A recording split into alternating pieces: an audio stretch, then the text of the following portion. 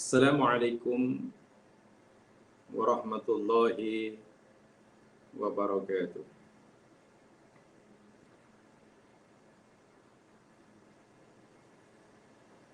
Innal hamdalillah nahmaduhu wa nasta'inuhu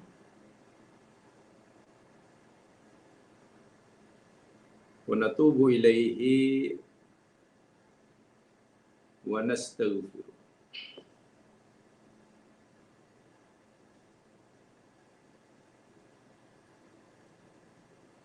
Na'udzu billahi min syururi anfusina wa min sayyiati a'malina.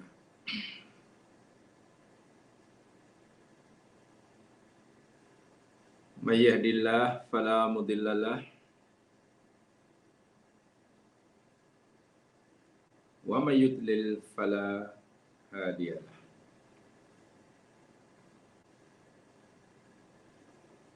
Asyhadu an la ilaha illallah wahdahu la syarika lah wa asyhadu anna Muhammadan abduhu wa rasuluh. Allahumma salli ala Muhammad wa ala ali Muhammad.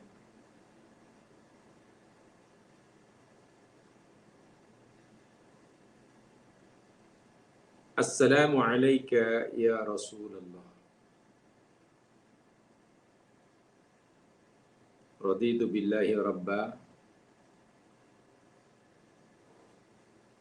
wa bil islami dina wa bi Muhammadin nabiyya wa rasulullah. Rabbi shrah li sadri wa yassir li amri wahlul 'uqdatam min lisani yafqahu qawli. Allahumma amin. Qala Allah Ta'ala fil Qur'anil Azim ba'da a'udzu billahi minasy syaithanir rajim.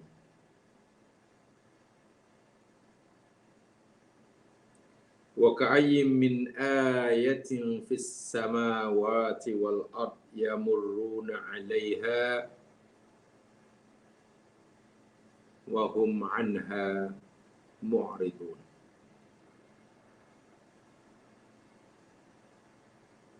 Dan betapa banyaknya ayat-ayat kebesaran Allah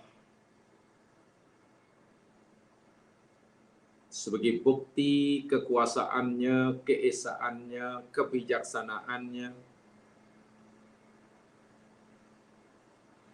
sebagai bukti kemaha sempurnanya Dia yang ada di beberapa langit dan di bumi. Ayat mana mereka sentiasa melaluinya, memandangnya,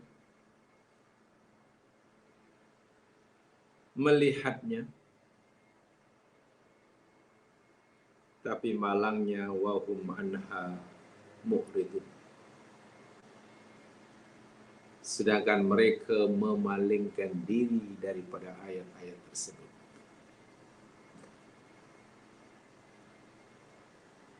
Ringkas kata, di dalam surah Yusuf, surah yang ke-12, ayat 105 ini, Allah menegur hambanya yang walaupun setiap saat melihat tanda-tanda kebesaran Allah yang Allah perlihatkan, sama ada yang ada di langit ataupun di bumi, mata terbuka saja di sana ada tanda kuasa Allah. Suara yang dia dengar di situ ada tanda kuasa Allah. Apa yang dipegang oleh tangannya, di sana ada tanda kebijaksanaan dan kasih sayang Allah. Makanan yang dirasakannya, di situ ada tanda kuasa Allah. Tapi malangnya, tanda-tanda kuasa Allah, keesaan Allah yang sangat terang lagi nyata itu masih belum mampu untuk membuka hati orang-orang ini untuk melembutkan kerasnya hati orang-orang ini yang seterusnya tunduk kepada Allah sebagai hamba-Nya yang patuh. Tidak cukup terangkah ayat-ayat yang Allah betangkan di alam semesta sebagai bukti kesempurnaannya, sehingga mereka masih juga belum tunduk dan patuh menyadari kehambaan dirinya, atau barangkali bukan ayat-ayat Allah yang belum cukup terang, karena memang Allah sudah cukup terang, tapi punca mereka masih belum menyadari kehambaan dirinya dikarenakan kerasnya hati mereka, gersangnya jiwa mereka. Minta maaf, bebal dan dungunya pikiran mereka. Patutlah orang-orang yang seperti ini Allah samakan dengan Al-An'am, binatang ternakan.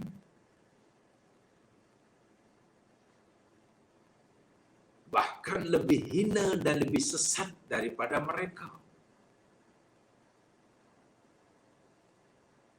Sebab itulah, agar kita tidak termasuk makhluk Allah yang paling hina dalam pandangan Allah, mari kita berusaha, terus-menerus berusaha untuk mengoptimalkan nikmat pikiran, nikmat akal, nikmat hati nurani,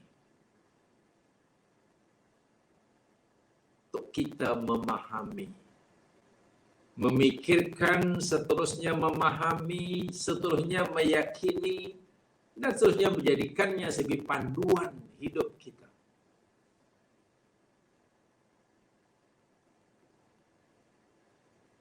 Ayat-ayat Allah yang Allah betangkan di alam semesta.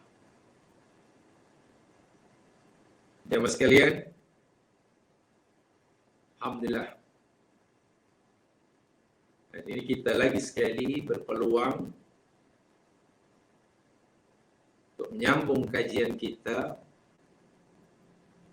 dengan tajuk Tafakur Ulul Albab.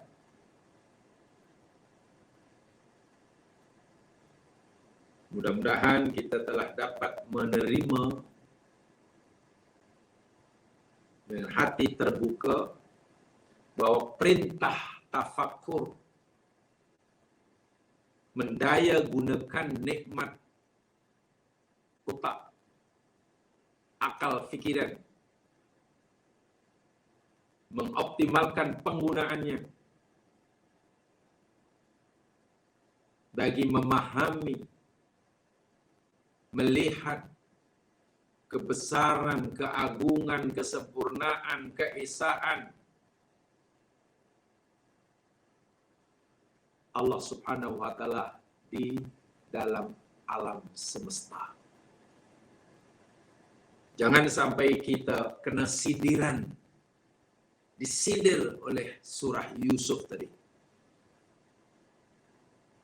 Terbentang ayat Allah begitu jelas lagi terang, tapi kita mengambil sikap ikrar, macam tak ada apa-apa. Ini bahaya. Allah tunjukkan kekuasaannya di depan kita setiap saatnya melalui ciptaannya, tapi kita tidak merasa ada apa-apa. Saya ulangi sekali, saya pernah kata tempoh hari, dan ini adalah dasar asas pemikiran saya. Janganlah bila kita melihat katalah buah betik yang kita tanam, warnanya cantik, rasanya sedap, kita melihatnya dan menyukainya hanya kerana warnanya cantik, bentuknya cantik, rasanya sedap.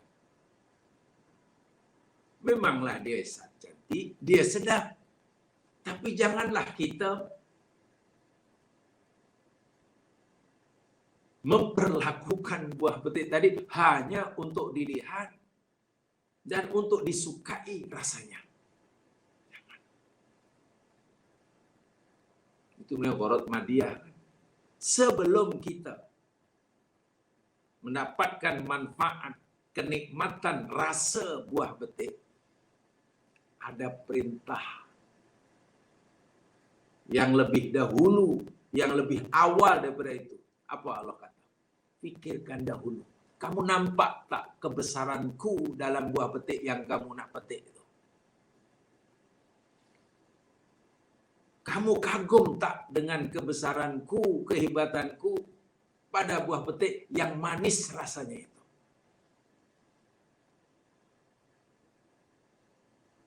Bila kita sudah rasa kagum, jiwa kita sudah dipenuhi rasa kekaguman terhadap kebesaran Allah, karena kita melihat manisnya buah petik daripada aspek ayatullah tadi, aspek akidah, urut akidah.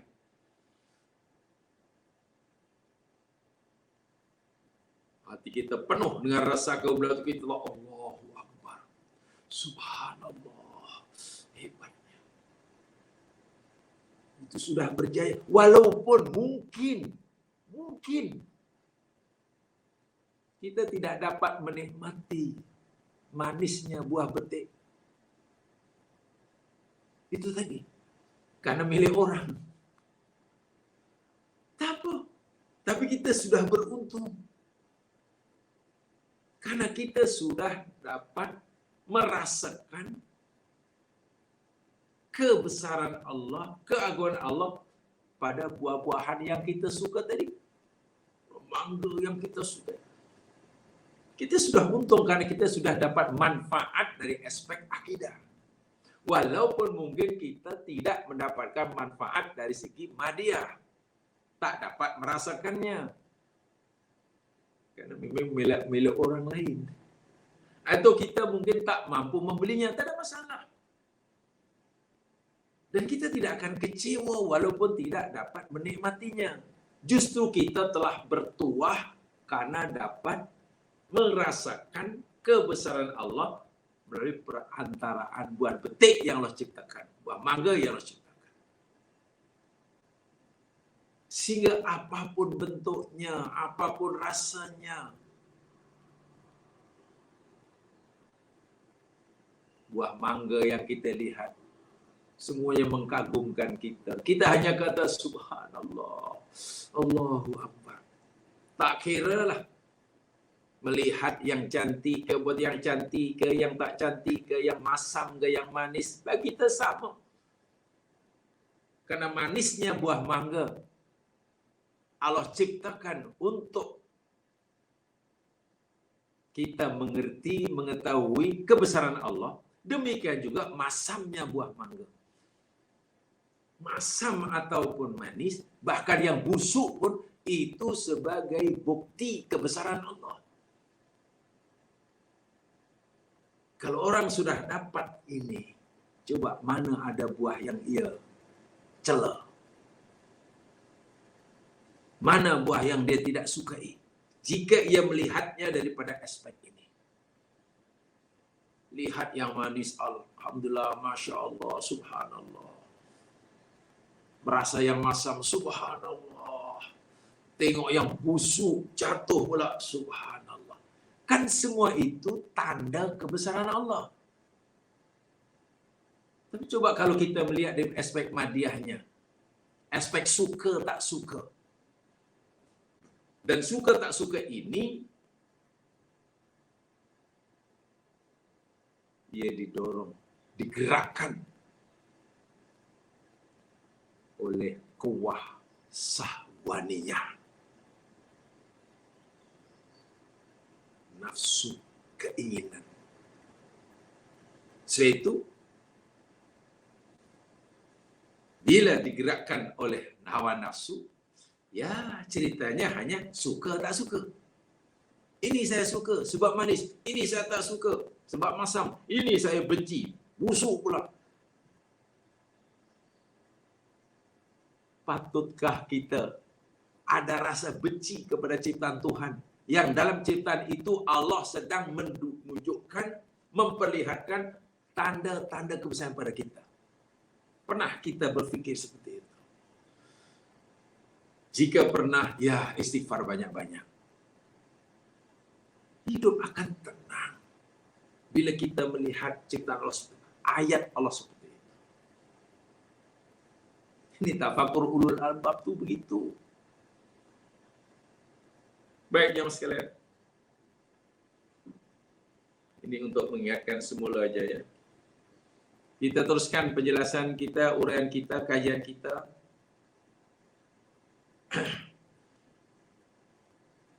Tentang firman Allah Subhanahu wa taala, ayat-ayat terakhir yang kita pelajari tahun lepas. Coba yang ada buku dilihat muka surat 23. Ayat yang ke-21. Ya. Muka surat 23 ayat yang ke-21.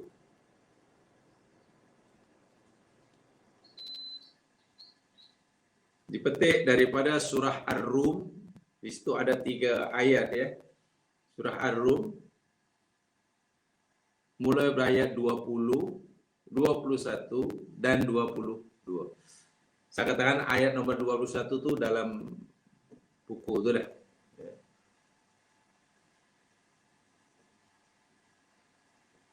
Ayat yang ke-21, maksud ayat nomor 21 muka surat 23 ini telah kita mulakan kajiannya pada siri yang lepas.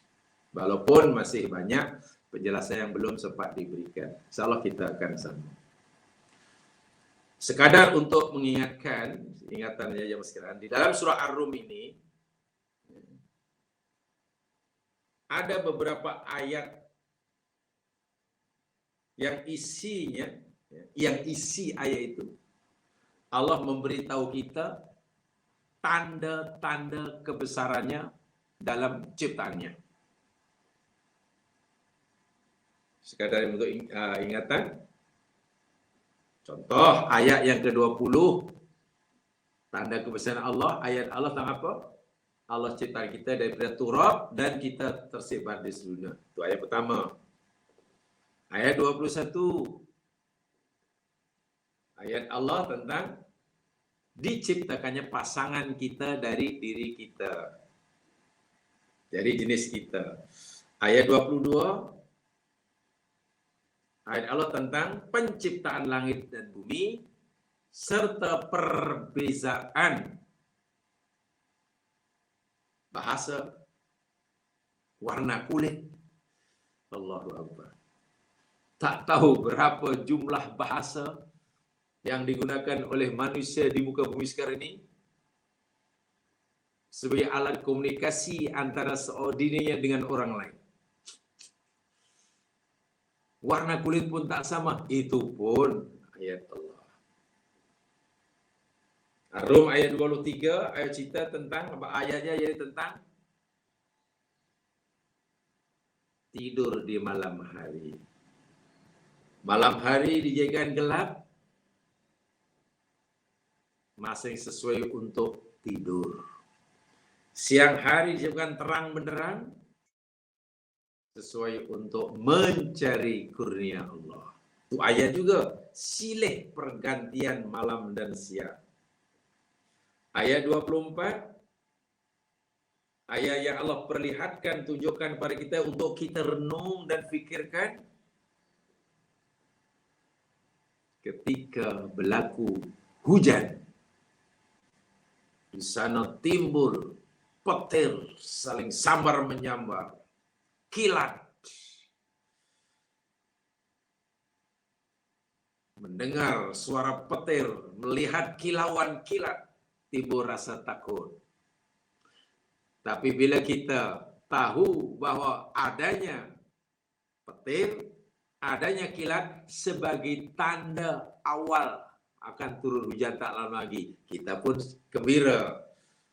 Jadi setiap kali berlaku hujan, apalagi sudah lama tak turun hujan, walaupun disertai dengan kilat dan petir, hati kita bercampur dalam hati kita dua perasaan, khaufun dan tamaun. Takut, tapi juga mengharap, harap cemas.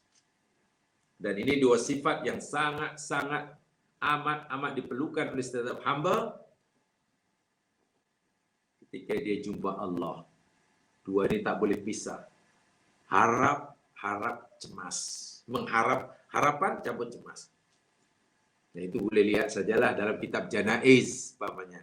Di sana ada pengarangnya, Nasyid Albani menyatukan hadis Nabi, bagaimana Nabi melawat seorang sahabat yang sedang sakit, yang menyebabkan kematiannya.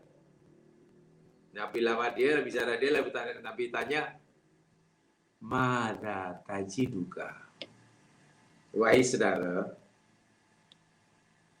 apa yang awak dapati dalam diri awak sekarang ini? Mana apa yang sedang awak rasakan sekarang ini? Nabi tak tanya penyakit apa, dah makan obat atau belum, dah berapa hari, macam mana punca, Nabi tak tanya. Nabi yang apa yang awak rasakan?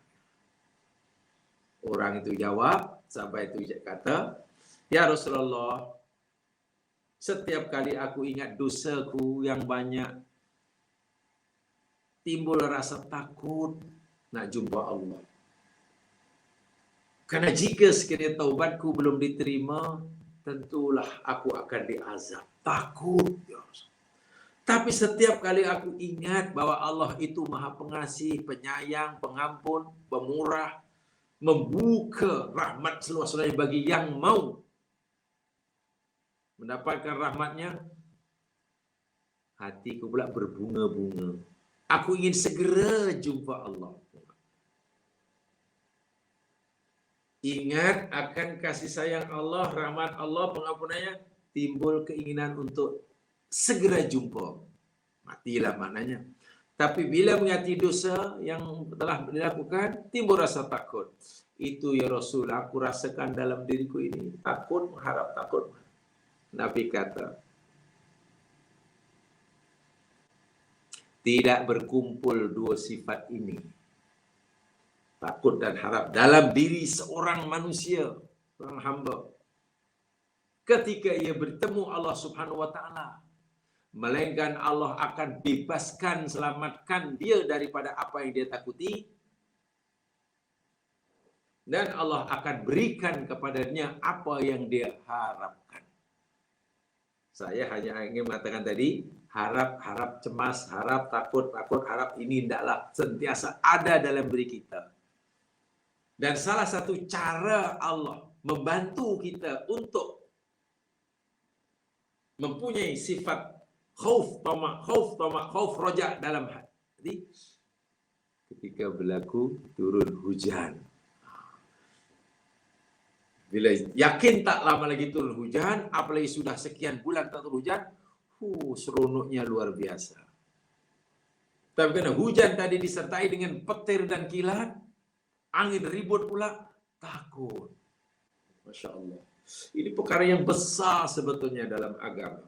Bukan benda yang kecil. Sebab itu Allah kata min ayatihi. 24. Ayat 25 Allah cerita tentang tegaknya, berdirinya langit dan bumi. Keberadaan bumi, langit, dan isinya yang sangat harmoni. Tidak ada cacat celah. Semuanya bergerak. Saiznya tidak sama. Jaraknya tidak sama antara satu dengan yang lain. Ciri-cirinya tidak sama. Kelajuan bergerak tidak sama. Tapi tidak ada pelanggaran di alam semesta. Tidak ada aksiden antara satu planet yang lain yang berarti. Tidak ada pelanggaran yang berarti, mana pelanggaran yang boleh menjejaskan keharmonian, keserasian alam semesta sehingga kita menjadi tidak selesa. Tuh, alam begitu harmoni. Dan yang ke-46, ayat ke-46 Allah cerita tentang angin. Tanda kuasa Allah tentang angin. Ini ayat-ayat Allah. Tapi dalam ayat ke-21 yang kita tidak pelajari muka surat 32-33 ini hanya ada 3 ayat saja. Yang pertama cerita tentang Allah cipta kita dari tanah, turab. Saya ingin mengulangi sedikit jemaah sekalian bahwasanya di dalam Al-Qur'an ini Allah cerita banyak tentang asal usul penciptaan kita. Ya kadang-kadang turabun ada, tinun ada, tinun lazim ada, solsolin kal fakhor pun ada. Kan begitu kan? Kenapa berbeza-beza berubah? Adakah ini bermakna bercanggah berlawanan antara satu dengan yang lain? Tidak.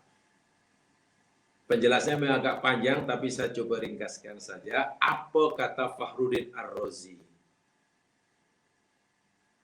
Imam Fakhruddin Ar-Razi dalam kitabnya Mafatihul Ghaib, beliau berkata, wal aqrab annahu ta'ala khalaqahu awalan min turab. Allah Subhanahu wa taala memberitahu kita bahwa Allah cipta kita peringkat awalnya pada turab. Nah, turab itu masih umum ya. Kemudian mintin pada tanah. Kemudian min hama'im masnun. Kemudian min solsolin kal fakhor. Kenapa begitu? Kata Fakhruddin Ar-Razi, innal ma'adatal ba'idah wat turab. Sesungguhnya bahan utama yang pertama sekali yang Allah gunakan untuk menciptakan kita, kata Fakhruddin Ar-Razi, namanya turab. Itu pertama, yang paling jauh. Kemudian yang lebih dekat sikit selepas turab, mintin.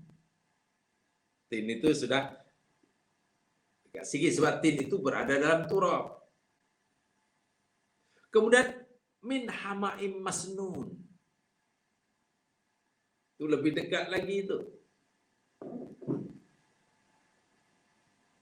Karena hama'im masnun itu dipegang oleh Fakhruddin Ar-Razi ada terkandung dalam pin. Kemudian lebih dekat lagi min solsolin kal fakhor. Jadi makin intinya yang paling yang secara umumnya turab. Dalam turab pula ada pin. Saripati tin pula di situ ada disebut hama'im masnun. Nah, hama'im masnun ada solsolin kal fakhor. Sehingga kata Fakhruddin Ar-Razi, walaupun Allah menyebut asal usul penciptaan ini dengan pelbagai madah, di sekarang turab ada ini la munafata, tidak ada percanggahan. Sebenarnya itu bukan at-tadrij fil khalq. Menurutnya fasa-fasa penciptaan. Asalnya inilah bahan asalnya yang paling besar, lepas itu diambil intipatinya, lepas itu ini. Itu dari segi bahannya. Walaupun dari segi proses penciptanya ada dalam ayat yang lain. Contohnya apa? Min nutfah. Itu yang pertama. Itu dalam proses penciptaannya. Tadi bahan-bahannya. Nutfah itu apa? Nutfah itu yakni campuran sel spermatozoa lelaki dicantumkan dengan oosit perempuan. Jadilah nutfah. Yang terdiri satu sel itu. Orang kata sebagai stem cell itu. Membelah menjadi 2, 2 jadi 4, 4 jadi 8, 8 jadi 16, dan itu seterusnya sembulah. Sampai berjumlah tertentu, sel-sel tadi kemudian, walaupun dia tidak ada keinginan, tapi Allah menghendaki, ada yang jadi sel tulang, sel darah, sel kulit, sel. Daripada nutfah jadi alaqah. Itu sel alaqah sudah bukan lagi satu sel. Jumlah sel dalam alaqah jauh lebih banyak berbanding jumlah sel ketika ia masih nutfah. Alaqah pula bertukar jadi mudghah. Itu peringkatnya dalam peringkat penciptaannya. Bila jadi mudghah, jumlah selnya lebih banyak daripada ketika ia masih berupa alaqah. Setelah jadi mudghah pula, Allah ciptakan tulangnya. Tengok, sudah ada sel yang minat menjadi sel tulang. Ada sel yang minat jadi sel darah, jadi sel kulit, jadi sel tulang, jadi sel rambut, sel kuku. Sel ini tidak punya kehendak, tidak punya akal, tidak punya hak untuk memilih. Bila dia tidak punya akal, tak punya kehendak, tak punya kemauan, macam mana dia ada yang jadi sel darah, sel kulit, sel itu, sel itu. Pasti ada yang menggerakkannya. Dan proses penciptaan diri saya dengan proses penciptaan diri jamaah sekalian sama prosesnya. Menunjukkan bahwa penciptanya adalah sama dan satu. Rupa kita macam mana pun juga, warna kulit macam mana juga, jenis jantina kita apa saja, tinggal di mana saja. Tahu tak? Semua dicipta di bahan yang sama. Namanya turab. Turab, intipatinya ambil tinnya ambil seterusnya. Proses penciptaannya sama. Allahu Akbar. Bukankah ini tanda? Bukankah ini bukti yang nyata bagi keesaan penciptanya? Yang mencipta pasti sama. Tak boleh dua. Dialah yang memulakan penciptaannya hingga sempurna. Daripada A to Z istilahnya. Ini memang tidak mudah untuk dikaji, mungkin memang kita tidak mampu. Tapi selalu saya kata diri saya sendiri, karena kita tidak mampu mengkaji sendiri ayat-ayat seperti ini, rasionalis ini, tolonglah bagi masa, peruntukkan masa untuk kita membaca hasil kajian mereka yang diberi kemampuan oleh Allah mengkajinya. Itu saja. Nak mengkaji sendiri memang tak mampu. Tapi janganlah ketidakmampuan kita ini kita jadikan alasan untuk tidak ambil indah, untuk tidak peduli. Salah. Saya tak mampu lah lagi pula apa manfaat saya. Tak ada kena-mengena dengan profesi saya. Allahu Akbar. Profesi saya ni, kerja saya ni jualan. Jual kue, jual itu, jual kain, jual tudung. Tak ada kena-mengena. Ilmu ni tak ada kena-mengena dengan, ini bukan masalah kena-mengena dengan profession. Ini kewajipan, ini perintah Allah. Kan biasanya orang mau tahu, ingin tahu akan ilmu yang Allah suruh itu, biasanya suka sangat mengaitkan. Selalu mengambil kira, ada tak manfaatnya? Agaknya boleh membantu. Boleh membantu kerja saya atau tidak? Saya ada agaknya perlukan atau tidak? Rasa-rasa perlukan tak. Kalau saya tak tahu pun, tak akan menjejaskan kehidupan saya. Itu rugi. Itu yang Allah kata surah-surah tadi, mu'ridun. Seakan-akan Allah berfirman, macam manalah kamu ni hambaku. Ini ayatku. Kamu memang tidak mungkin dapat melihat aku. Tak mungkin. La yudrikul absar. Tak mungkin kan kita melihat Allah. Kamu tidak mungkin mengetahui hakikat zatku. Tak mungkin. Tapi kalau kamu ingin kenal aku, senang. Mudah. Ya Allah, bagaimana caranya? Ya Allah, supaya aku dapat betul-betul kenal engkau tanpa melihat engkau. Karena itu tidak mungkin. Oke, aku perkenalkan siapa aku. Aku ini Zat Ar-Rahman, Ar-Rahim, Al-Wadud, Al-Aziz, Al-Hakim. Oh iya, iyalah, iyalah. Nah, aku tunjukkan sifat-sifatku itu pada ciptaanku. Aku ini Al-Qadir. Kamu nampak tak kuasa aku dalam. Nah, begitu. Dan itu manfaat, dan itu perintah agama.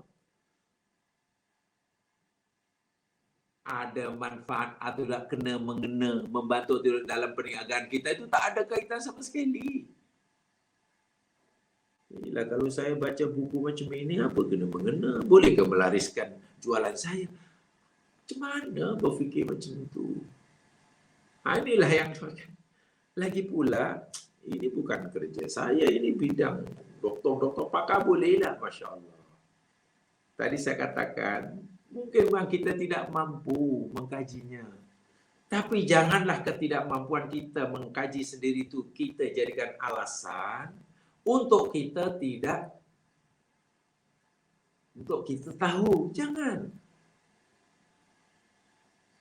Bacalah hasil kajian orang yang Allah beri kemampuan. Insya Allah nanti kita banyak telah berjaya menyaut seruan Allah. Berfikirlah. Itu seruan Allah, itu perintah Allah. Iyalah kalau aku baca macam ni sampai faham betul dan ini, apa kena mengena dengan kedai aku? Aku ni punya kedai jahit. Aku ni seorang tailor yang terkenal. Apakah bila nanti aku baca tahu ilmu macam ni, nanti makin ramai pelanggan aku, atau kalau tak tahu kurang, tak ada kena mengena pun. Bukan itu. Aku ni tukang masak, aku ni chef terkenal. Kalau aku baca buku ini, nanti adakah aku dapat resipi baru dan sedap? Bukan begitu. Sebab biasanya orang tu hanya mau belajar jika merasakan ilmu yang dia itu akan membantu.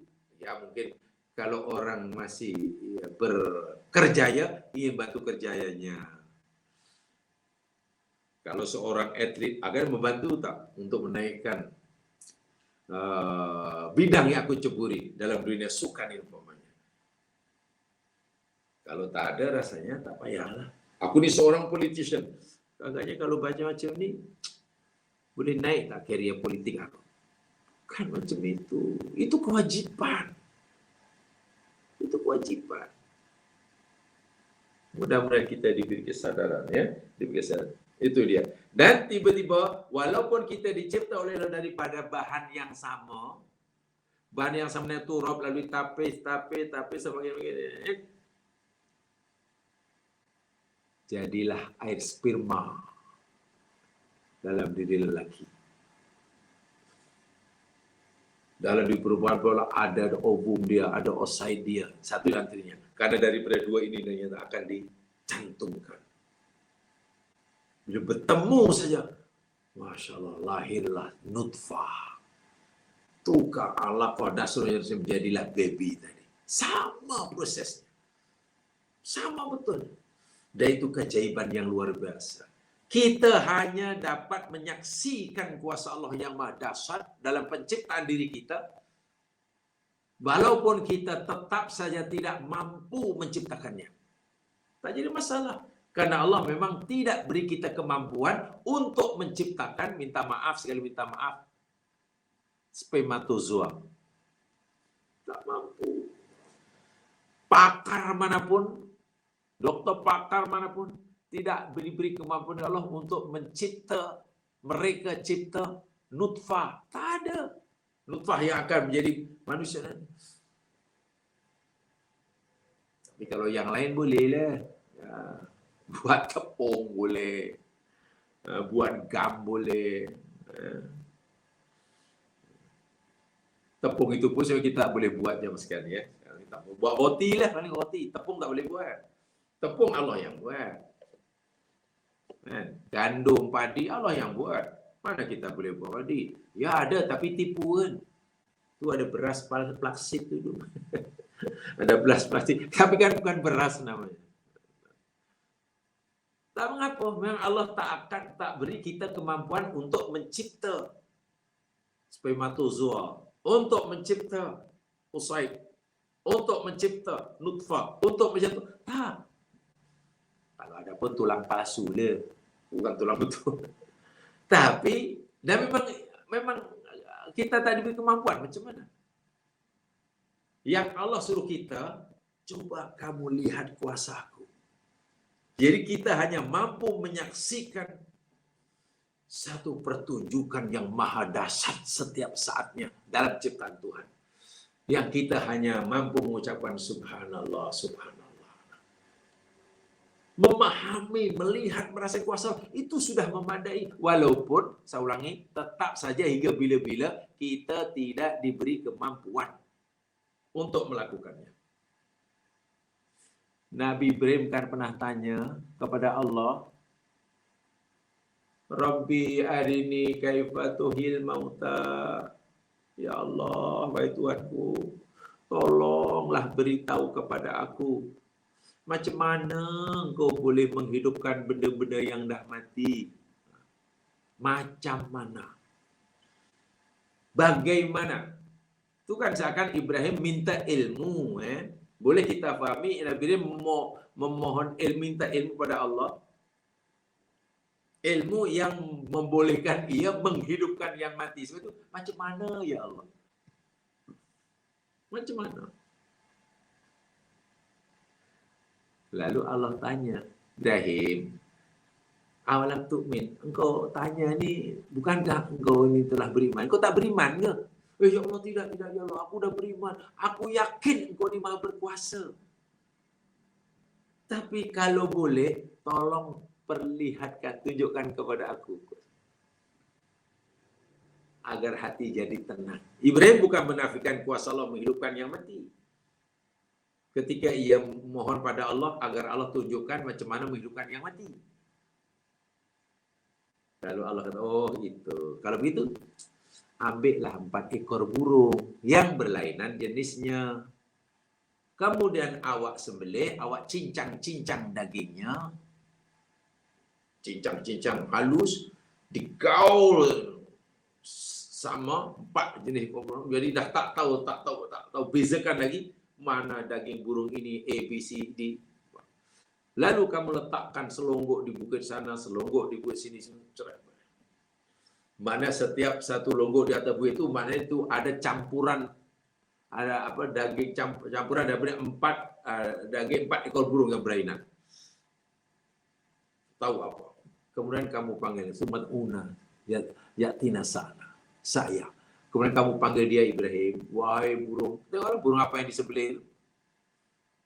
Wahai merpati, katalah. Wahai burung Garuda, ke burung apa?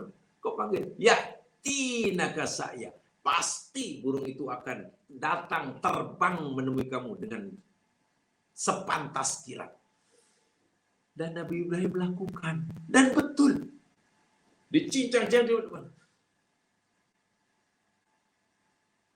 Ibrahim, Masya Allah. Aku nampak, aku melihat sungguh kuasa Allah. Menghidupkan. Tapi tetap saja Allah tidak beritahu Ibrahim, tidak ajar Nabi Ibrahim macam mana nak menghidupkan. Itu ilmu Allah. Allah kan al-muhyi, al-mumit. Tak jadi masalah. Macam kita disuruh mengkaji asal-usul kita. Bila kita sudah melihatnya dan mengagumnya, sudah alhamdulillah.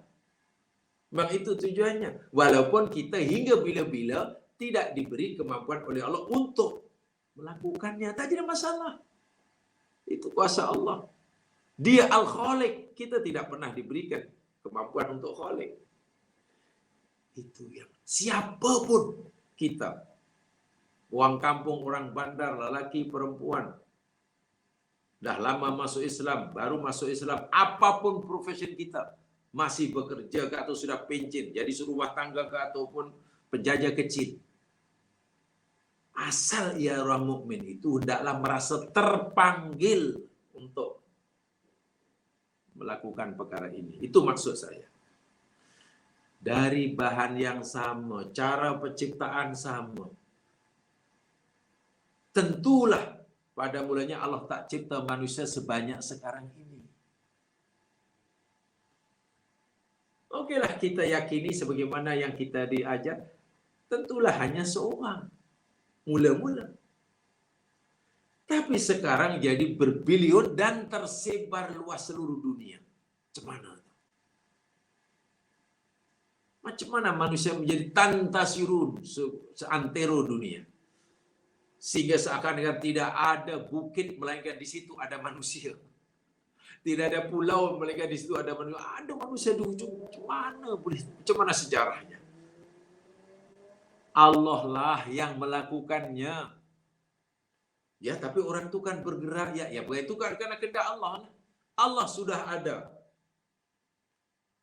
rancangan yang maha dahsyat semenjak zaman azali.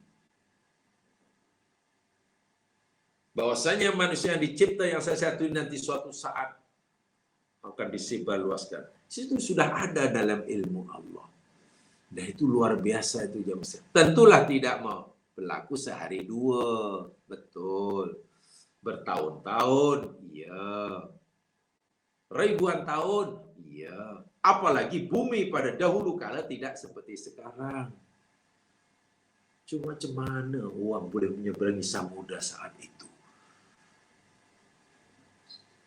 Kalaulah kita andaikan, katalah kita andaikan saja ya Mas, karena ini menjadi perbincangan di kalangan ulama pun. Jadi kita andaikan adalah andai katalah Adam, katalah manusia pertama itu katalah ada di Malaysia. Katalah adalah di Semenanjung, di Uluyam katalah. Seorang aja, berdua katalah dengan istri. Macam mana setelah sekian ribu tahun boleh ada di Latin Amerika? Di pelosok dunia, macam mana boleh sampai? Ini yang Allah suruh fikirkan dan memang sekarang pun sudah ada ilmu tentang itu. Bagaimana manusia ini menyebar ke seluruh dunia sudah menjadi bahan kajian.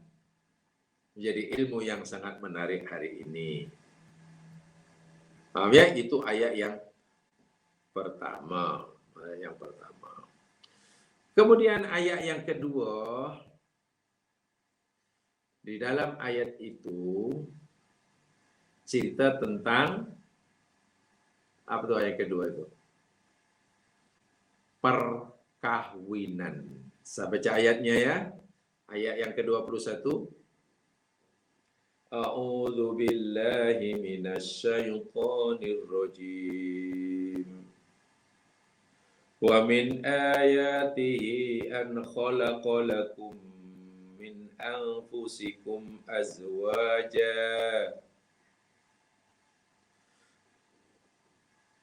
أزواجا لتسكنوا إليها وجعل بينكم مودة ورحمة إن في ذلك لآيات لقوم يتفكرون Wa min ayatihi, dan sebahagian daripada ayat-ayatnya. Bukan satu-satunya, hanya sebagian. Salah satu daripada tanda kebesaran Allah. Tanda kesempurnaannya. Karena tanda kewujudan Allah keesaannya itu beribu-ribu. Berpuluh ribu. Ya mungkin berbilion. Tapi Allah tuh jawabnya satu daripadanya ialah An khalaqalakum, bahwasanya dia telah menciptakan bagi kamu. Bukan menciptakan kamu. Ayat sebelumnya menciptakan kamu dari turab tu.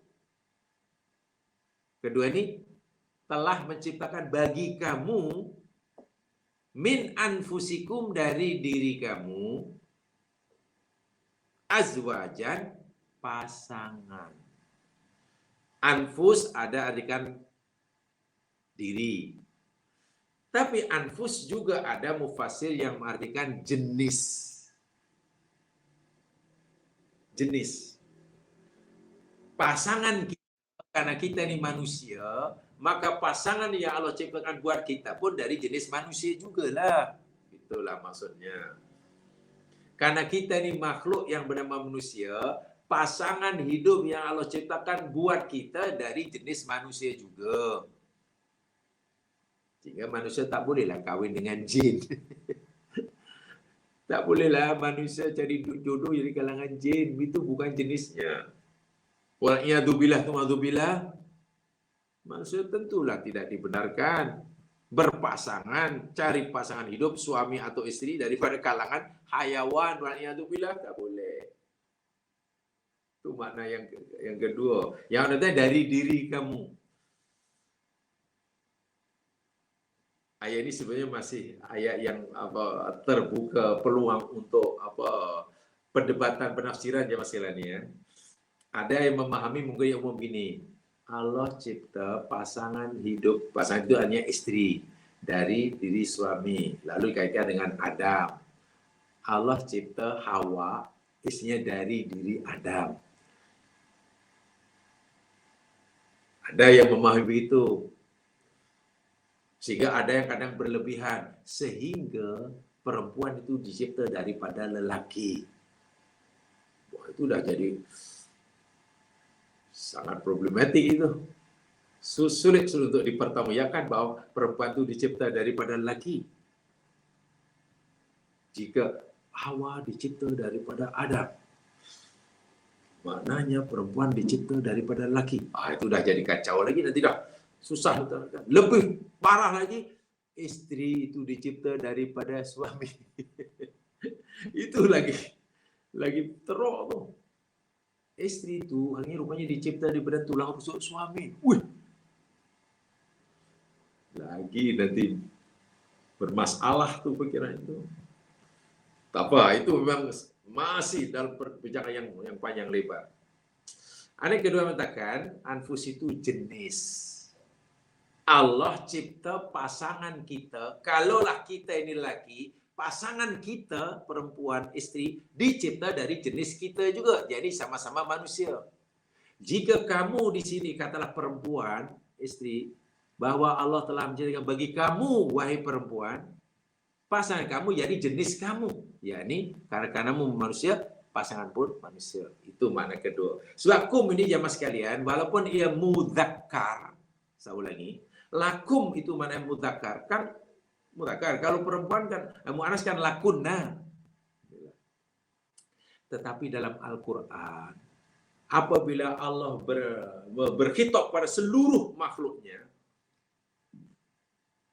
yang mencakupi lelaki dan perempuan, yang mencakupi semua jenis jantina, ima lelaki wa ima perempuan, Allah gunakan dhamir mudzakkar.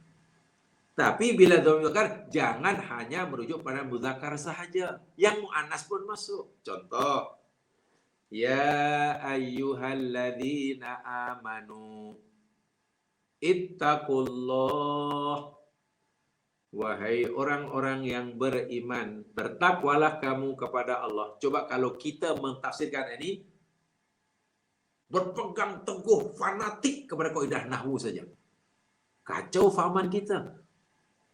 Yalah, kalau saya ini menghadapkan dengan nahwu, tak boleh dengan tidak. Ya betul. Tapi alladzina amanu ini lelaki. Alladzina ini muannas.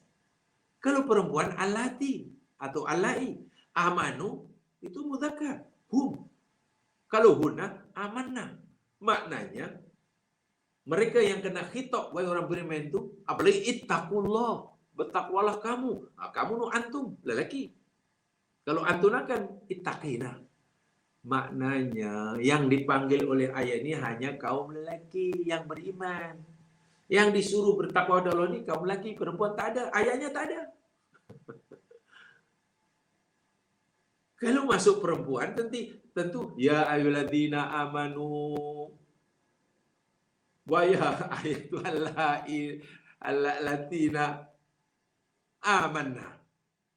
Bukan. Dalam Al-Quran ini, bila Allah nak berkitab pada umum seluruh umatnya, tak kira lelaki atau perempuan, menggunakan domir lelaki. Jadi walaupun domirnya lelaki, jangan hanya dikhaskan untuk lelaki, perempuan tak masuk. Begitulah maksud saya.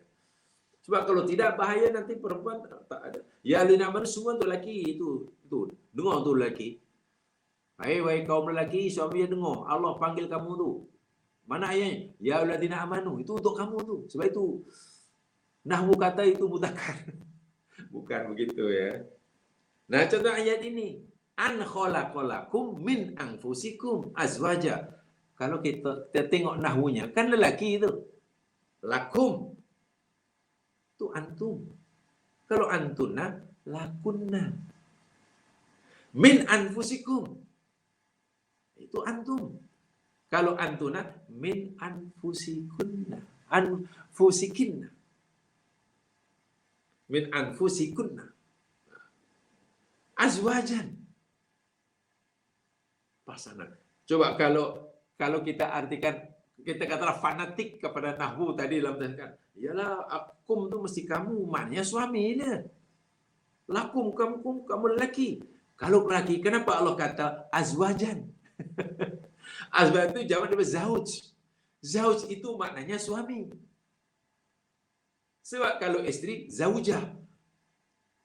Jadi kalau ikut nahwu dan sharaf, makna ayat inilah, wahai sesungguhnya sebagai tanda aku telah ciptakan kamu, wahai lelaki, dari diri kamu, wahai lelaki, yakni suami-suami kamu. Jadi suami punya suami. Bukan begitu ya. Sebab itu tadi saya katakan, ayat ini ditujukan pada kaum lelaki dan perempuan. Maksudnya begini, wahai kamu lelaki, aku ciptakan pasangan kamu, dalam ini istri, dari diri kamu. Wahai kamu perempuan, aku ciptakan kamu bagi kamu berupa suami, pun dari anfus kamu. Gitulah. Hanya mana anfus ini apa? Sebab itu kalau anfus ini kita artikan katakanlah seorang berjantina lelaki, lalu azwaj itu kita artikan seseorang berjantina perempuan sebagai istri, lalu kita kaitkan dengan Adam Hawa diciptakan daripada Adam. Wah, kacau lah ayat ini. Nah, ini berlaku untuk kita, bukan untuk Adam. Dan ternyata istri kita kan tidak dicipta daripada diri kita. Tapi kalau dia kan jenis, itu mungkin, oh ya, sudah mulai diterima. Ini daripada jenis. Kita jenis manusia, pasangan hidup pun jenis manusia. Itu sudah mulai diterima. Tapi ada lagi yang lebih, ya mungkin lebih dalam kajiannya lah, tidak mau pada ayat. Sebab ayat ini ada namanya nafsun wahidah. Nafsun wahidah, diri yang satu. Kebanyakan mufassir dahulu mentafsirkan nafsun wahidah itu Adam. Gitulah. Itu dalam surah Al-Maidah itulah. Dalam surah Nisa. Ayat pertama itu kan ada nafsul wahidah. Itu rujuk pada Adam dan Allah menciptakan pasangannya itu Hawa. Tetapi penafsiran ini tidaklah diterima oleh keseluruh umat Islam atau sahaja muslim khasnya hari ini. Itu panjang ceritanya, saya tidak bercadang untuk sampaikan di sini ya. Dan kebetulan saya telah sampaikan apa makna nafsun wahidah. Pendapat ulama dahulu, ulama pertengahan, sarjana muslim kini berbeza pendapat tentang makna nafsun wahidah. Bukan ayatnya yang berbeza ya, ayatnya sama. Firman Allah sama, tetapi manusia dahulu, ulama Islam dahulu dengan ulama Islam sekarang mempunyai pendapat yang berbeza. Jadi jika berlaku perbezaan pendapat, bukan pasal ayatnya yang berbeza, pemahaman orang itu yang berbeza. Dan itu wajar dalam dunia. Penafsiran sangat wajar ya, sangat wajar. Walaupun tentu masing-masing punya alasan. Bahkan ada yang mengatakan nafsun wahidah itu yakni stem cell. Ya. Sarjana Muslim kini mengatakan nafsun wahidah dari diri saya itu stem cell. Saya lelaki dicipta oleh Allah daripada nutfah yang ada dalam rahim ibu saya, hasil gabungan spermatozoa ayah saya dengan oosit ibu saya. Stem cell. Dan tahukah kita dari stem cell dari nutfah itu boleh melahirkan jantina baby lelaki? Kan? Jadi apa namanya? Baby boy, jadi baby girl. Asalnya kan nutfah. Bergantunglah kromosom apa yang membuahai, yang bercampur dengan oosit perempuan. Kromosom spermatozoa apa? Y ke X. Kan begitu. Itu lebih, bisa lebih canggih, lebih mengagumkan. Lebih mengagumkan. Artinya bahan yang Allah ciptakan untuk diri saya yang berkelamin lelaki dengan bahan asal-usul yang Allah gunakan untuk menciptakan jamaah sekalian yang berjenis kelamin perempuan itu sama, asalnya sama. Setelah menjadi manusia, berbeza pula, ini laki, ini perempuan, sifatnya berbeza, keinginan berbeza, nafsunya berbeza, kecenderungannya berbeza, dan boleh berpasangan melahirkan. Ini adalah bukti kuasa Allah yang luar biasa. Nah, ini satu ilmu sendiri ya, ini kaitan dengan rahasia nafsun wahidah. Tolong itu dikaji di sendiri, tapi ya saya tidak berjalan karena saya pernah nyampaikan ini tapi di tempat lainnya. Bersiri kalau saya salah 5 ke 6 siri saya lupa lah, tapi di tempat lain sudah agak lama. Saya sampaikan pendapat dahulu, orang sekarang bersama dalil-dalil mereka. Kenapa pendapat nafsu wahidah diartikan Adam, ini dalil dia. Kenapa bukan Adam, ini dalil dia. Lalu kita simpulkan, kita banding-bandingkan, agak-agak menurut kita mana yang lebih mendekati yang benar. Itu kajian begitu sangat mustahab bagi saya. Apa? Kemudian, karena pasangan, asbab itu pasangan. Bila pasangan, maknanya fungsinya saling melengkapi. Itulah. Pasangan itu mesti ada dua. Fungsi dan peranannya saling melengkapi. Bila berperanan saling melengkapi, maknanya setiap seorang daripada yang berpasangan itu tidak sempurna. Ada kekurangan yang dia tidak mampu memenuhi, mencukupkan kekurangannya, kecuali dengan adanya pasangan. Saya ulangi. Bila Allah sebut pasangan, mana ada dua orang lah, yang fungsinya saling melengkapi kekurangan pasangannya. Ada kekurangan, B ada kekurangan. Macam mana hidup nak sempurna kalau ada kekurangan? Tak boleh. Tapi macam mana supaya hidup ini sempurna? Ya penuhilah kekurangan itu, cukupkan. Macam mana mencukupkan kekurangan sedangkan dia tidak mampu? Oh, kekuranganmu itu ada pada kekurangan yang ada pada dirimu itu semuanya ada dimiliki oleh pasangan kamu. Kekurangan pasangan kamu itu ada kamu miliki. Jadi akhirnya saling memberi. Dipanggil apa? Dipanggil give and take, take and give. Take and give atau give and take. Tak apalah kalau saya dahulu dia katakan, jadi kena take and give. Ambil kemudian dibagi. Tapi kalau give and take itu namanya buruk siku. Kata guru saya dahulu, kalau kamu kata give and take itu namanya buruk siku. Itu mana azwaj. Yang keduanya, bila Allah sebut azwaj, yang ada zaujun, pasangan yang bukan hanya satu, dan tadi sudah saling memerlukan, saling melengkapi, pasti kedua-dua makhluk ini tidak boleh sama. Tak boleh sama. Pasangan ini sebenarnya tidak boleh punya sifat 100% sama. Alam semesta dicipta oleh Allah, bukan kita ya. Subhanalladzi khalaqal azwaja kullaha. Quran kata begitu. Satu tanda kebesaran Allah, bahwa Allah itu menciptakan segala sesuatu itu berpasangan. Dan setiap benda yang berpasangan, yang diciptakan itu, punya sifat yang berlawanan, berbeza. Tak boleh sama. Kalau sama 100% namanya bukan pasangan. Kasut, selipar yang berpasangan itu pun jamaah sekalian. Berbeza, kanan dan kiri pun berbeza kan. Apalagi manusia. Nah, itu penjelasannya ada dalam tafsir surah Yasin. Mungkin dahulu pernah tafsirkan ya, kalau belum tolong dengar nanti tafsir mana Yasin. Firman Allah, Subhanalladzi khalaqal azwaja kullaha wa min anfusikum mimma tumbitul ardu wa min anfusikum la ya'lamun. Oh, itu luar biasa tafsir. Itu rahasia kauniyah, itu kalau kita tafakur ulul albab pasti kita kagum. Ya Allah. Sehingga Paul Dirac, ya, seorang ilmuwan British, akhirnya mendapat hadiah Nobel kan? Hadiah Nobel setelah berjaya membuktikan pada dunia tidak ada sesuatu di dunia ini, benda yang wajib di dunia ini, melainkan ada pasangannya, dan pasangan itu sentiasa berlawanan dengannya. Jadi ada atom, ada anti-atom, begitulah maksudnya.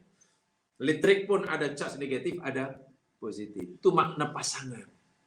Jadi kalau suami dan istri punya sifat yang tak sama, berpikir yang tak sama, selera sama, itu memang begitulah fitrahnya. Tapi kadang-kadang bila berbeza pendapat terus pisah. Macam mana? Nak cari yang ber-100% sama. Kalau pasangan ini 100% sama ya mas sekalian, itu bukan pasangan, bahkan haram hukumnya. Lelaki ingin cari pasangan laki, kan haram. Atau mungkin laki ingin cari pasangan perempuan dan sama 100% peranginya, seleranya, keinginannya. Malah tidak harmoni keluarga. Ya apa tidaknya suami hari-hari makanan paling disukai pucuk paku. Hari-hari pucuk paku aja. Isinya pun macam itu. Coba mana? Boring kan? Semua minatnya kalah apa? Merah aja. Semua merah aja. Boring. Justru ketika kita ada perbezaan, itulah yang indah. Indahnya taman bunga. Jika taman bunga itu ditanami bunga yang pelbagai macam warna. Merah, putih, hijau, biru. Wow. Kalau full lah. Indah, mata tak jemada. Coba jamaah pergi taman bunga. Sejauh mata bedang hanya putih aja. Indah apa kalau semua putih? Ingat, fahami betul mana zauj itu. Ya. Ini hanya pembuka ya, saya untuk membuka ya, bagi kunci ya, sebab penjelasan lebih detail yang kena cari sini. Walaupun tadi saya pernah bincangkannya, mengkajinya, tapi dari kelas yang lain dan sebagainya. Apa tujuannya Allah cipta kita pasangan dengan ciri-ciri yang seperti itu, yang saling melengkapi tadi? Macam mana supaya pasangan yang mempunyai sifat yang berbeza ini dapat menjalin kerjasama, membina rumah tangga yang harmoni, walaupun mereka ini punya perbezaan. Ini kuasa Allah yang luar biasa. Allah beri kita alatnya. Allah beri kita sarananya. Sarana itu pertama tujuan. Apa tujuan untuk dipasangkan dari pasangan kita, sedangkan kita ini berbeza dengan pasangan kita? Oh, litaskunu ilaiha, supaya kamu merasa mendapatkan sakinah ilaiha. Nah, di sini dia dijadikan dalil, jelaskan. Kan litaskunu itu lelaki, maknanya suami dia. Ilaiha itu kan mu'anas, mana perempuan lah. Kalau begitu, supaya suami dapat sakinah. Rasa kata ilaiha kepada istrinya. Coba kalau kita artikan tak itu saja. Maknanya yang berhak untuk mendapatkan sakinah suami. Sehingga istri dijadikan alat untuk mendapatkan sakinah bagi suami. Apakah istri juga tidak punya hak? Apa ini bermakna istri juga tidak punya hak untuk dapat sakinah? Atau untuk menjadikan suami itu sebagai sarana sakinah baginya? Kan tadi karena saling melengkapi. Ini memang bahasa Al-Quran. Seperti itu. Tapi pemahamannya jangan terlalu terikat dengan kaidah nahwu. Kalau kaidah nahwu, bahaya tuh. Sakinah. Apa itu sakinah? Ini saya umum dahulu jam sekali ya. Sakinah itu ketenangan. Ketenangan. Contoh. Katalah gelas ini, tapi udah habis airnya ya. Maaf sudah saya minum ya. Katalah air ini penuh rasanya. Gelas ini katalah rasanya penuh. Bila gelas ini saya isi air, airnya tenang. Tenang, tak pernah berkucak, tak pernah apa. Tenangnya air dalam gelas daripada mula-mula saya isi gelas dengan air dan air itu tenang, saya tak boleh sebut air itu sakinah. Tak boleh. Tak boleh. Kenapa? Karena memang daripada mula sudah sakinah. Sakinah ini jadi suatu keadaan yang tenang, tentram, setelah sebelumnya huru hara.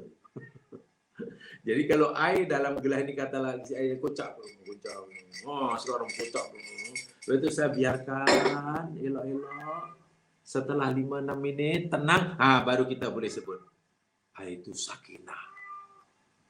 Kenapa? Sebelumnya tidak sakinah.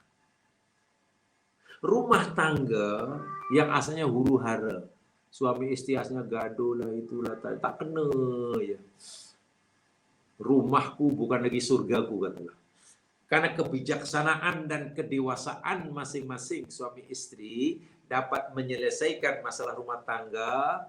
Sekarang masa pergaduhan sudah berlalu, sekarang keluarga sangat harmoni. Sangat bahagia. Nah, keharmonian rumah tangga sekarang itu, kebahagiaan rumah tangga itu setelah beberapa bulan sebelumnya huru hara, kebahagiaan itu namanya sakinah.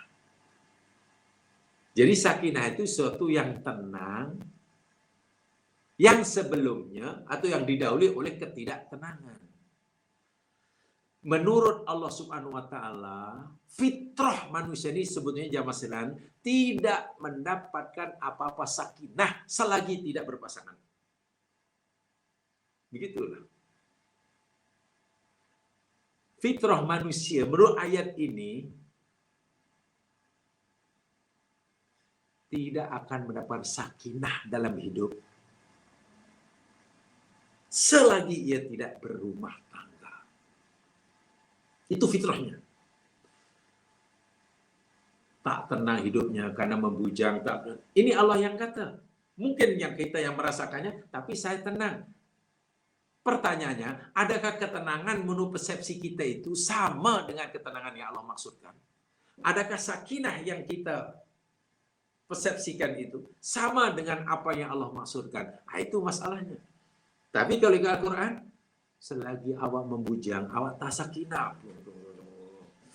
maka aku ciptakan pasangan bagi kamu supaya kamu dapat sakinah.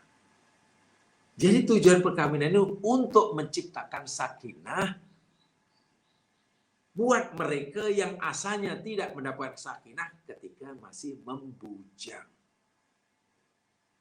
Paham ya? Dan itu Allahu Akbar, itu semua anugerah Allah.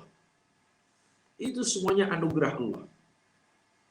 Kita tidak punya kemampuan untuk ini. Baik. Sekarang macam mana agar huru hara itu bertukar jadi sakinah? Bagaimana kita hendak mengharmonikan perpaduan Persatuan antara dua makhluk manusia yang berbeza jantina, berbeza cara berpikir, berbeza kemauan. Zeus tadi. Nah, Allah di sini bagi alatnya. Apa alatnya? Pertama, wa ja'ala bainakum mawaddah wa rahmah. Allahu Akbar. Dan Allah telah menjadikan bagi kamu, maknanya bukan kemauan kita, bukan kehendak kita, bukan kemahiran kita. Itu anugerah Allah, itu ciptaan Allah yang Allah berikan kepada kita. Ja'ala lakum. Allah menjadikan lakum. Maknanya bukan kita yang menjadikan. Ia datang daripada Allah. Apa yang Allah jadikan bagi kita sebagai sarana untuk kita menciptakan sakinah dalam rumah tangga? Satu, mawaddah. Kedua, rahmah. Ya, terjemahan bebas mawaddah, mawaddah, rahmah, rahmah. Kasih sayang. Tapi apa yang saya pelajari, ya satu di antaranya saya sampaikan, satu di antaranya perbezaan mawaddah dan rahmah. Walaupun kedua-duanya itu merupakan makna kasih sayang. Mawaddah itu yakni kasih sayang yang dapat dizahirkan, yang dapat diterjemahkan melalui tindakan-tindakan yang nyata. Itu mawaddah. Saya ulangi, mawaddah itu, ini untuk kita ya, mawaddah dalam diri kita, rahmah dalam diri kita, anugerah Allah itu dah. Mawaddah yakni kasih sayang, kata kasih sayang suami pada istrinya, kasih sayang istri pada suaminya, yang dapat dizahirkan, yang dapat diterjemahkan melalui tindakan-tindakan yang nyata. Apa maksudnya? Diwujudkan. Contoh, suami sangat menyayangi istrinya.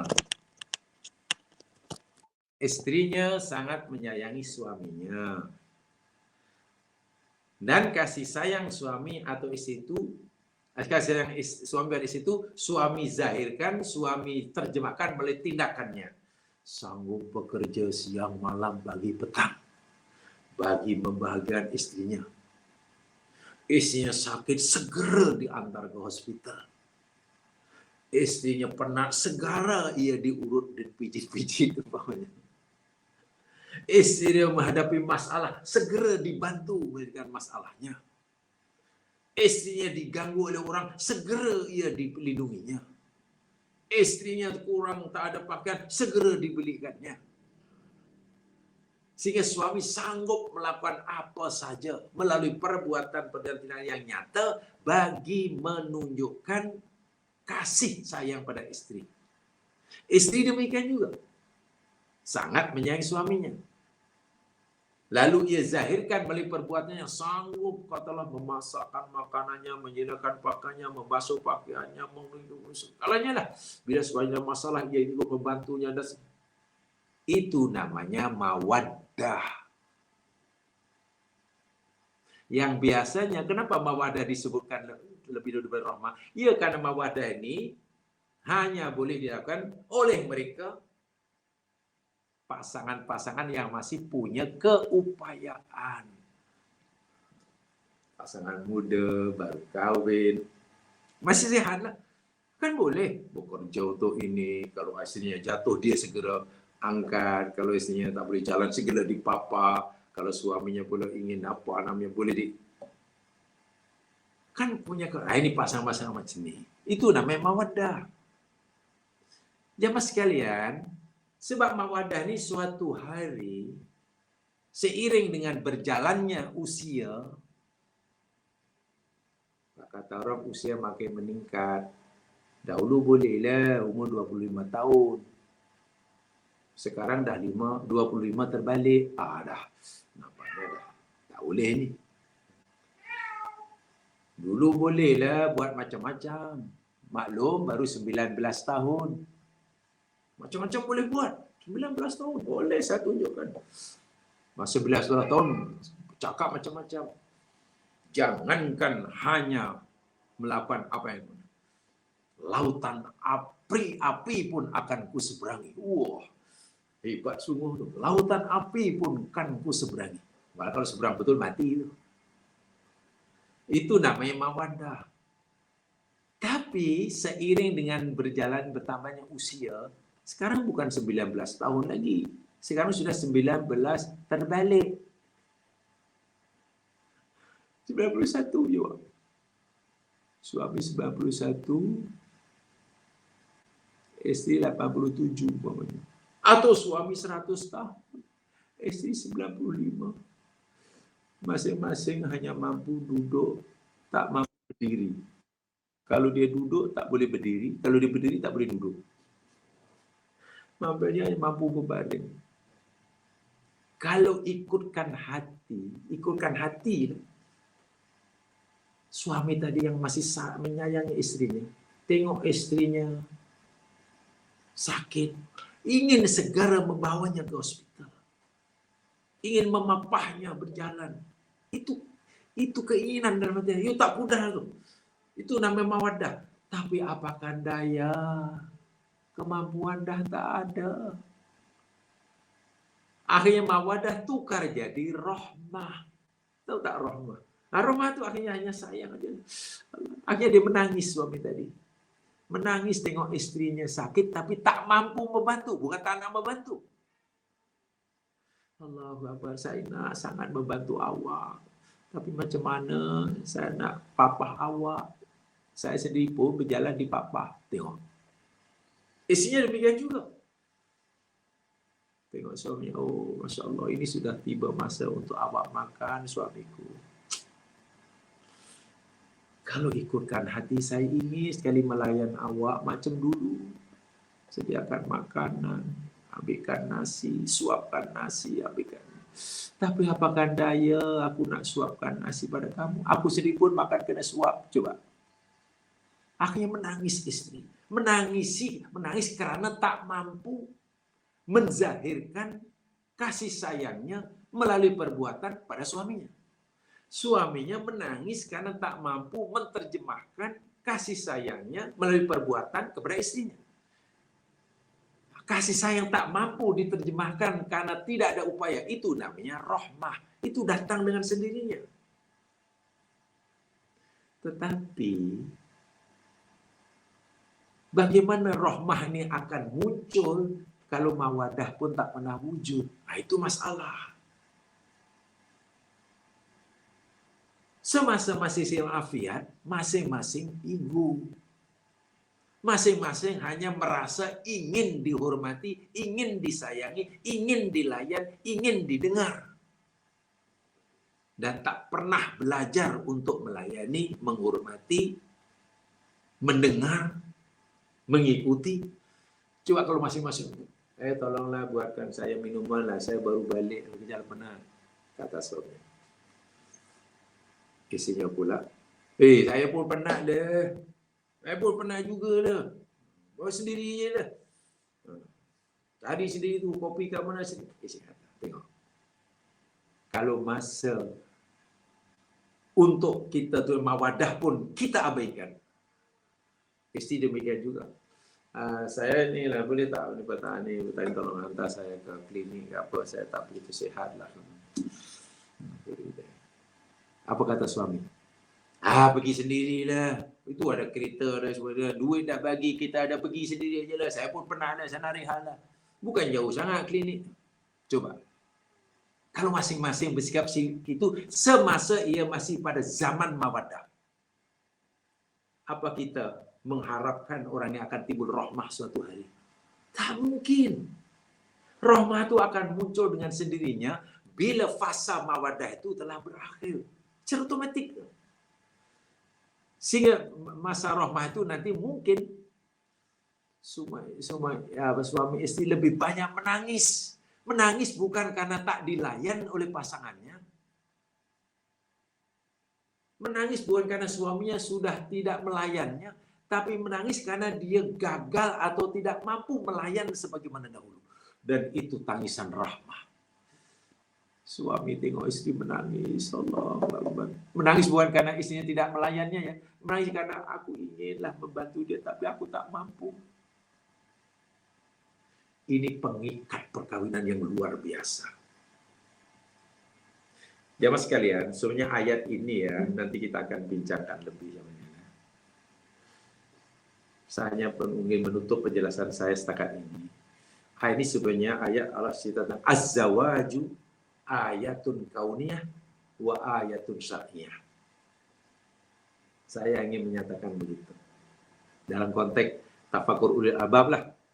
Az-zawaju ayatun syar'iyah, ayatun kauniyah wa ayatun syar'iyah. Perkawinan, dalam masalah perkawinan itu adalah tanda-tanda Allah yang bersifat kauniyah dan juga tanda-tanda Allah yang kaitannya dengan syariah. Masya Allah. Kita boleh melihat perkawinan itu sebagai bukti kuasa Allah dalam ayat kauniyahnya. Dan dalam perkawinan juga kita boleh melihat bukti kekuasaan Allah dalam ayat syariahnya. Ini yang hebat. Mungkin setakat ini saja terlebih dahulu yang saya sempat sampaikan. Ya, masih ada banyak yang perlu saya jelaskan tentang ayat ini. Apalagi ini melibatkan perkawinan dan saya kira semuanya sudah berumah tangga. Semuanya sudah berumah tangga dan ini mustahil. Minta maaf saya tidak bercadang ini kursus perkawinan ya, jangan salah paham. Ya, macam kursus perkawinan ya. Itu dah apa namanya? Bukan pengantin baru, bukan pengantin baru, tapi pengantin apa? Tak, bukan. Ini kewajiban. Pahami ayat ini. Memang ini sebenarnya sudah cukup. Bagi saya sudah cukup kalau betul-betul paham lah.